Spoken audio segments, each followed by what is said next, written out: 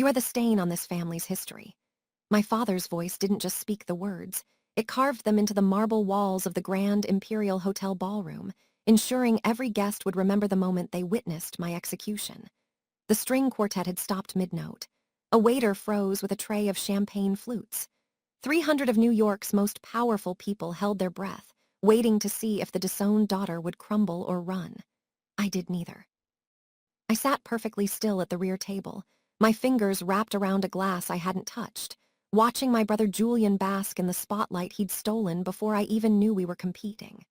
40 years. 40 years of Coleman Industries dominating global energy markets, and my father, Vincent Coleman, had chosen this night, this glittering anniversary celebration, to officially erase me from the narrative. Julian stood beside him on stage, Armani armor gleaming, receiving the adulation of board members who'd once patted my head and called me promising.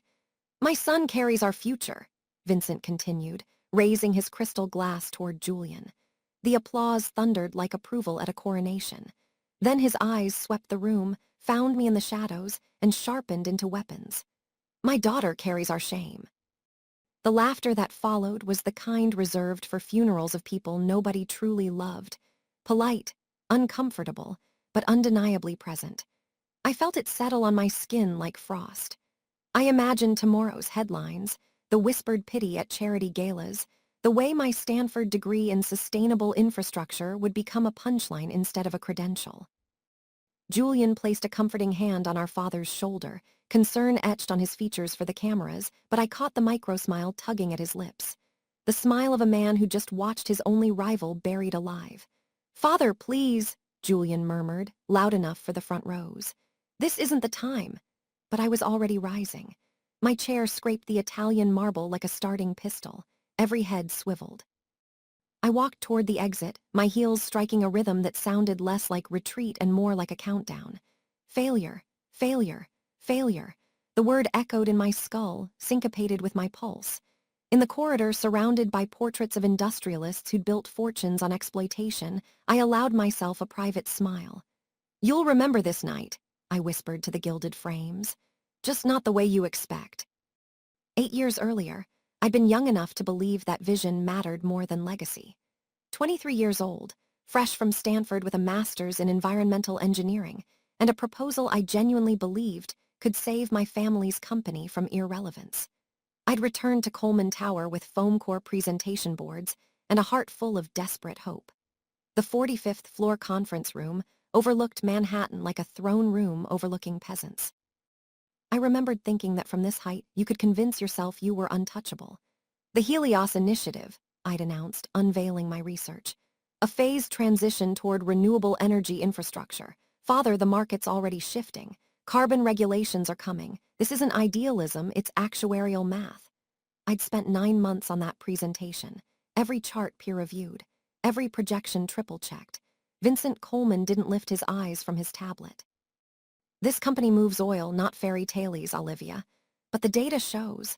"What data shows?" Julian interrupted, leaning forward with that practiced smirk, "is that you've been reading too many tech blogs. Green energy is a hobby for people with more money than sense. We deal in reality." The board members chuckled their assent. Heat crawled up my neck. "The meeting is concluded," my father announced. "Julian, your lead on the Arctic Deep expansion. Olivia. Perhaps you'd be more comfortable in community relations." I tried anyway. I liquidated my trust fund into a pilot project. Small scale, just enough to prove the concept. But Coleman Industries' reach was longer than I'd understood. Permits vanished into bureaucratic limbo. Partners withdrew citing unforeseen circumstances. Suppliers quoted me rates designed to fail. When the project collapsed, my father summoned me to his office. "You've damaged this company's reputation," he said, still not meeting my eyes. "Effective immediately, you're on administrative leave." "You're firing me." "I'm being realistic." He finally looked at me, and what I saw wasn't anger, it was relief. Relief at having an excuse to prune the branch that grew the wrong direction. "You're not executive material, Olivia. You're a liability in expensive shoes." My mother sat in the corner, saying nothing. She never said anything. I left my security fob on the reception desk and walked into a rainstorm that soaked through my jacket in seconds. The last thing I saw in the lobby's reflective marble was a ghost wearing my face. The fall before the rise, I'd later call it. That day, it just felt like falling. The anniversary gala shimmered with Coleman Industries' signature colors, deep burgundy and platinum. A banner spanning the entire stage proclaimed 4D CADES of excellence in letters that caught the chandelier light like golden fangs. The room held everyone who mattered: senators, financiers, old money dynasties whose fortunes predated electricity. This was the natural habitat of people who measured success by how many they crushed on the way up. I'd almost stayed home. Watching my father venerate himself while pretending my existence was a clerical error seemed unbearable. But absence in his world meant surrender, and I'd surrendered enough. So I'd come, wrapped in composure like chain mail, ready for whatever humiliation he'd scripted. When his voice cut through the room with those words, "My daughter carries our shame," something inside me stopped breaking and started forging. The silence after my father's pronouncement stretched like elastic about to snap. Julian's hand found his shoulder, steadying him, whispering something that smoothed Vincent's features back into composed disdain. "She'll never learn," Julian muttered, just audible to the front tables. I'd reached the doors when I stopped, turned, walked back toward the center aisle. The room inhaled collectively. My father's eyes widened. Julian's smirk flickered. I stopped at the foot of the stage, looking up at the man who'd spent 23 years trying to break me. "You're right about one thing," I said, my voice carrying in the dead silence. "I carried your shame. For 8 years I carried it like chains, but chains can be reforged." I pulled out my phone, typed 3 words, and sent the message to Marcus Thorne. "Initiate phase 2. Then I looked at the banner behind them. "You built your empire on what you could take from the earth. I'm going to build mine, on what we can give back." I turned and walked out, and this time I didn't look back. Austin, Texas, was 2,200 miles from my father's contempt, and that distance felt like oxygen. I found a converted warehouse in the industrial district, nothing like the Upper East Side penthouse I'd grown up in, but it had high ceilings and a landlord who didn't Google his tenants. For the first year, I lived on ramen and the memory of humiliation, which turned out to be an excellent fuel source. The rejection letters piled like snow. Being the disgraced daughter of Vincent Coleman made me unemployable in the energy sector. Companies either feared his retaliation or assumed I was incompetent, sometimes both. "We're pursuing other candidates.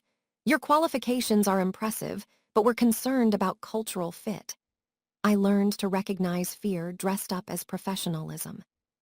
That's when I met Marcus Thorne at a cleantech conference at UT Austin. He was presenting research on solid-state battery architecture, and for the first time in months, I found myself leaning forward in my seat. After his talk, I approached. "Your ceramic electrolyte design. Have you tested it with variable solar input?" His face lit up like I'd handed him a gift. "You're literally the first person who's asked that. Everyone else wants to know about venture capital timelines." "I'm Olivia Coleman." I waited for the flinch, the judgment. Instead, he just nodded. "Marcus Thorne, and I don't care who your father is. Can you actually help me solve the thermal runaway problem?" That was the beginning. We started meeting in a rented garage in East Austin. 2 people with more audacity than assets, building what we called the Etha prototype.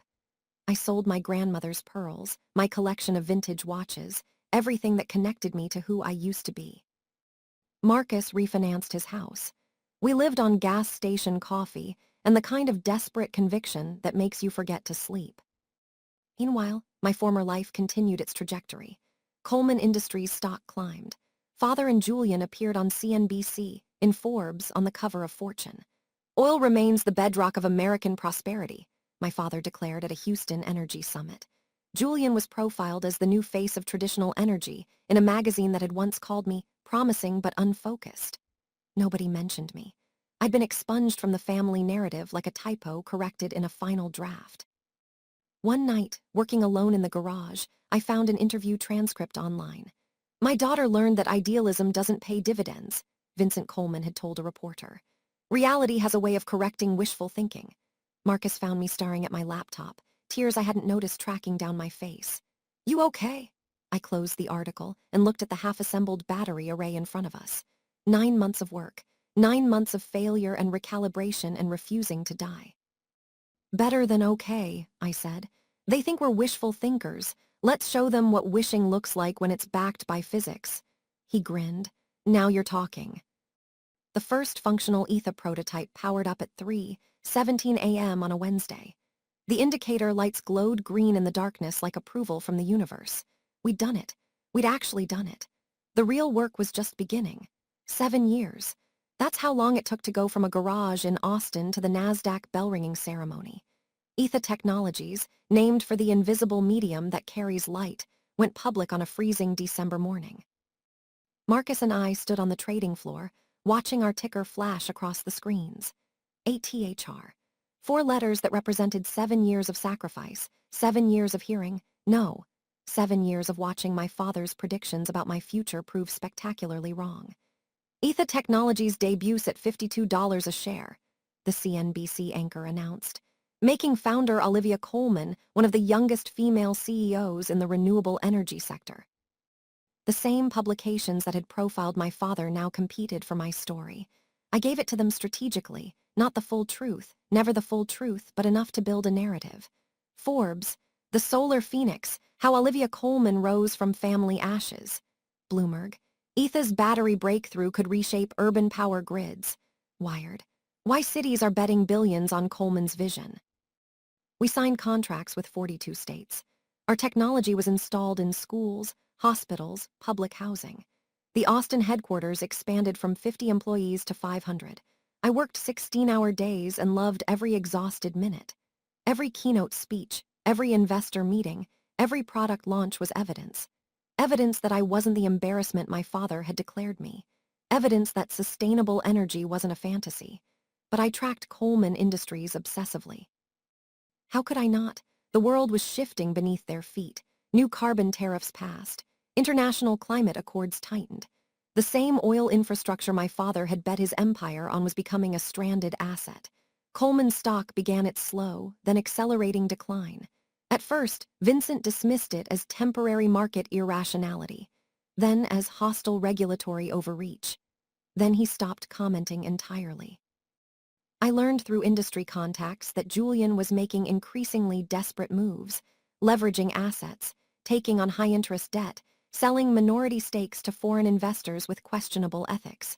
Rumors circulated about personal financial troubles, about blurred lines between corporate and private accounts. The board grew restless. Shareholders demanded blood. Colman Industries needs to diversify, analysts wrote. Their refusal to acknowledge the energy transition makes them vulnerable to both market forces and regulatory pressure. But Vincent Colman was immovable. We don't follow trends, he told the Wall Street Journal. We set standards that others follow. When the green bubble bursts, you'll remember who stayed grounded. Meanwhile, I was at the White House advising on the National Climate Resilience Initiative. I was keynoting at Davos. I was being called a visionary, a pioneer, a disruptor. The interview where everything crystallized happened in March. A journalist asked, "Do you ever think about your father's company? Do you feel vindicated?" I considered the question while cameras rolled. Innovation isn't rebellion, I said finally. It's evolution. Companies that refuse to evolve don't get destroyed, they get replaced. The market doesn't punish, it just moves on. The clip went viral. 3 days later, Colman Industries' stock dropped another 12%. Marcus called that evening. "You just declared war."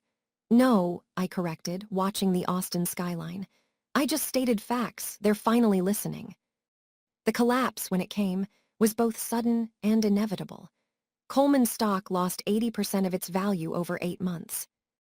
The board demanded Vincent's resignation. Shareholders filed class action suits. The SEC opened an investigation into Julian's financial maneuvers. I watched from my office, tracking every development with the attention of someone who'd once loved that company, who'd once wanted nothing more than to save it. My father suffered a mild heart attack in June. He refused to step down, refused to sell, refused even the board's compromise of bringing in outside management. "Colman Industries is my legacy," he told Reuters from his hospital room. "I'd rather watch it burn than watch it become something unrecognizable. Be careful what you wish for," I whispered to my screen. That's when Julian made his move. Desperate, cornered, and out of options, my brother began quietly approaching potential buyers, private equity firms, foreign energy conglomerates, hedge funds specializing in distressed assets. I learned about it through networks I'd spent years cultivating. Former Coleman employees who'd migrated to other companies, board members tired of my father's stubbornness, industry analysts who owed me favors. Julian was trying to sell enough shares to stabilize the company and cover his personal debts.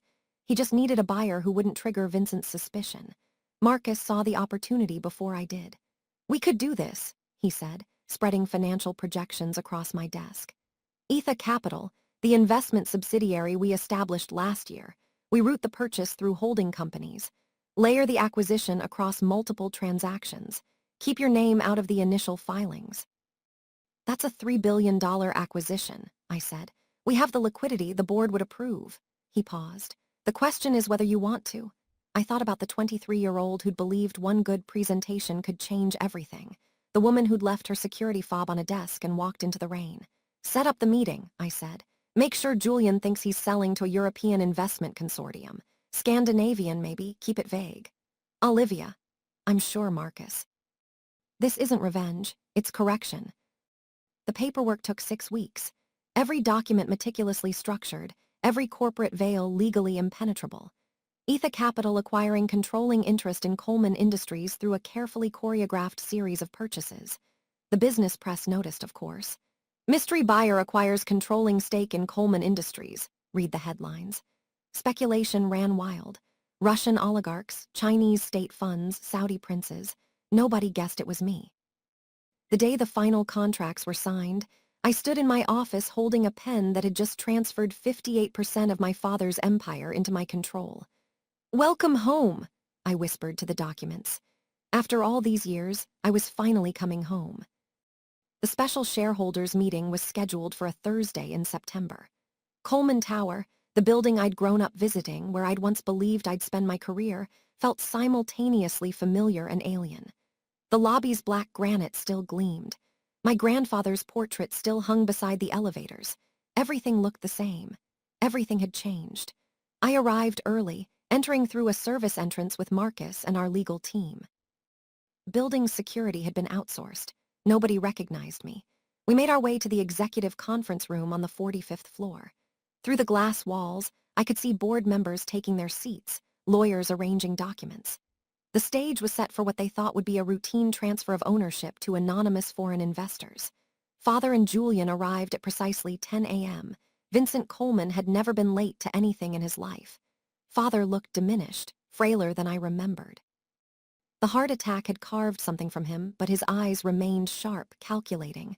Julian wore confidence like his bespoke suit.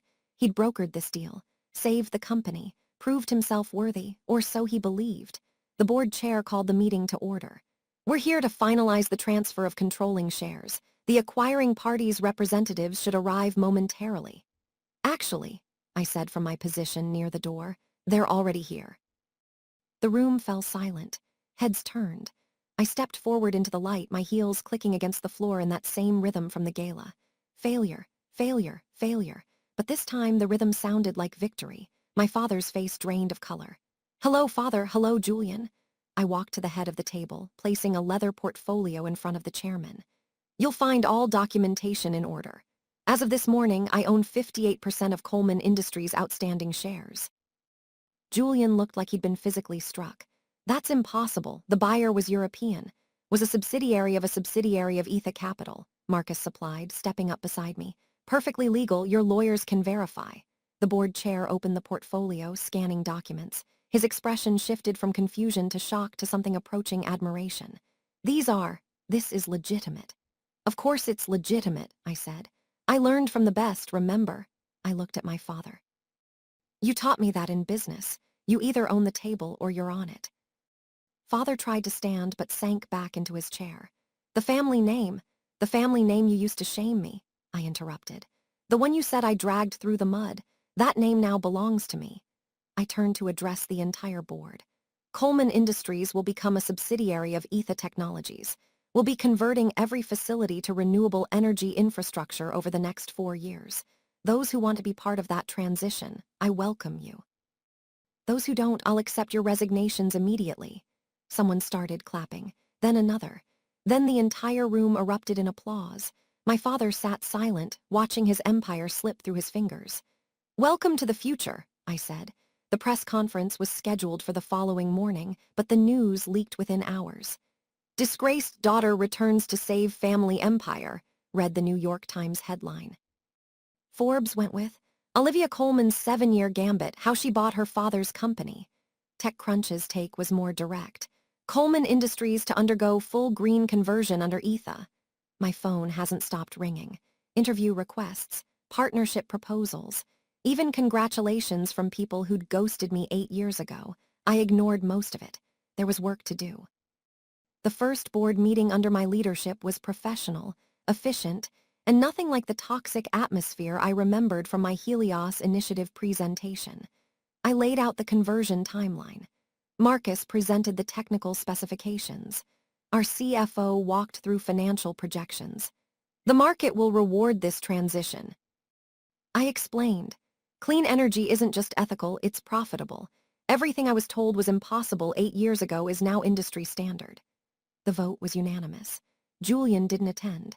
He was too busy with SEC investigators who'd uncovered not just personal gambling debts, but systematic fraud. Company funds funneled through shell corporations, falsified records, offshore accounts. The kind of financial engineering that comes with federal charges. You could make this go away, his lawyer suggested in a call. As majority shareholder, your testimony would be influential. I could, I agreed. I won't.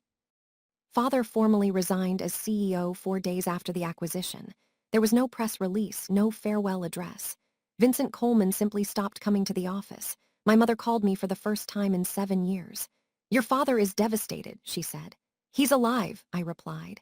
He's wealthy, he has his health mostly. What he doesn't have is the right to devastate other people anymore. Olivia, Mom, where were you? The question came out sharper than I intended. Where were you when he called me an embarrassment? When he fired me? When he told the world I was a disappointment? Silence on the line. Then quietly, I didn't know what to say. That was the problem, you never did. I hung up. The shareholders, at least, were thrilled.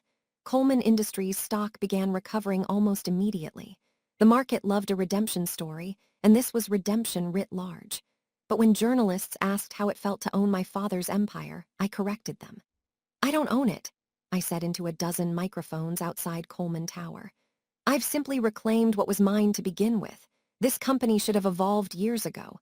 All I've done is give it the future it always deserved. The clip played on every business network for a week. That evening, standing in my new office, the one that used to be my father's, I looked out at the Manhattan skyline, the same view I'd seen the day I proposed Helios, the day I was rejected, dismissed, erased. Sometimes the disgraced daughter becomes the company's salvation, I said to the empty room. The city lights twinkled back like applause. I found him 3 weeks later on the terrace of the family's penthouse. The doorman had seemed surprised to see me. Ms. Colman, we weren't expecting. I know, is he home? On the terrace, ma'am. He's been spending a lot of time there lately. The penthouse looked the same, immaculate, expensive, cold. The art my mother collected hung on walls the color of old money. I walked through rooms full of memories I couldn't decide whether to keep or discard. Father sat in one of the wrought iron chairs overlooking Central Park. The city spread before him, all glittering lights and endless possibility. His empire once. I poured 2 glasses of Macallan 25 from the bar and carried them outside. He didn't turn when I approached, but I knew he knew it was me. I brought you a drink, I said, setting it on the small table beside him. He stared at it for a long moment. Macallan 25, your grandfather's favorite. Yours, too. Yes. He picked up the glass, studying the amber liquid. Was I really that cruel? I took the other chair, looking out at the same view. Cruel? No, you were afraid. That made him look at me. Afraid? Afraid of what you didn't understand. Afraid that the world was changing and you couldn't change with it. Afraid that your daughter might be right about something you'd built your entire identity around denying. He was quiet for a long time. The city hummed below us. Taxis, sirens, the endless orchestra of New York at night. I thought shame would make you obedient, he said finally. It made me unstoppable. A sound escaped him, not quite a laugh, not quite a sob. Your grandfather would have seen it coming. He always said you had his eyes, his stubbornness, his vision maybe. But this isn't his legacy anymore. It's not even yours. No, Father took a long drink. It's yours now. Everything I built. Everything you built was impressive, I interrupted. For its time, but times change, Father. You taught me that business is about adaptation. You just forgot to adapt yourself. And now I'm obsolete. Now you're retired, there's a difference. I stood, finishing my whiskey. Coleman Industries will be fine, better than fine, and you'll be remembered as the man who built an empire, not the man who destroyed it trying to hold on. I started toward the door, then paused. For what it's worth, I didn't do this to hurt you. I know. His voice was smaller than I'd ever heard it. That somehow makes it worse. I looked back one last time. My father sat silhouetted against the city lights, looking smaller than I remembered. Human, fallible.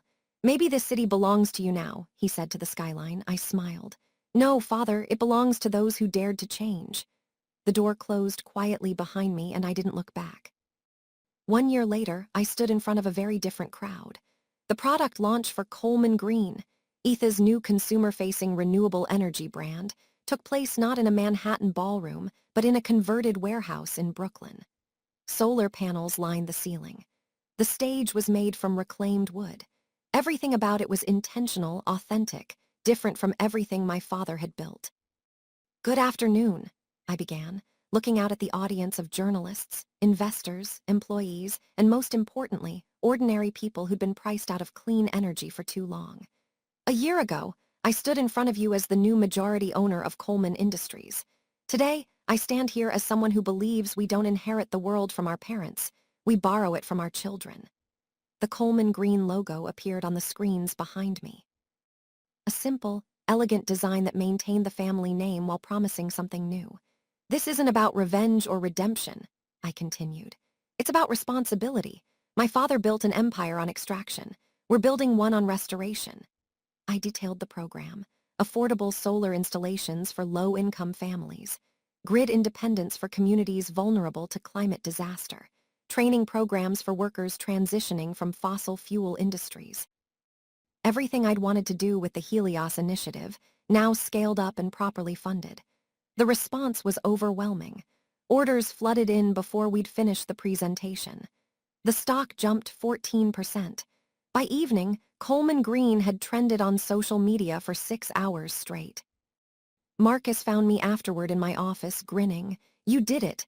We did it, I corrected. None of this happens without you. So, what's next? World domination, I laughed, a real laugh, the kind I'd forgotten I could make. Something like that. I walked to the window. The old Coleman Tower was visible in the distance, its lights beginning to glow in the dusk. Soon those lights would be powered entirely by ETHA technology, the circle completing itself. My phone buzzed, a message from an unknown number. Congratulations, your grandfather would be proud. I stared at it for a long moment, then typed back, thank you. It wasn't forgiveness. It wasn't reconciliation. But it was something, maybe that was enough. On my desk sat a framed photo I'd found in storage. The Coleman family from when I was 7, father looking stern and powerful, mother elegant and distant, Julian already smirking even then, and me gap-toothed and grinning holding a science fair trophy. I'd placed it next to the ETHA logo, a reminder of what was and what could be. Not yet, I said to Marcus, to the city, to the little girl in the photograph. But we're getting there. Because that was the thing about legacies. You didn't inherit them like property. You didn't receive them fully formed.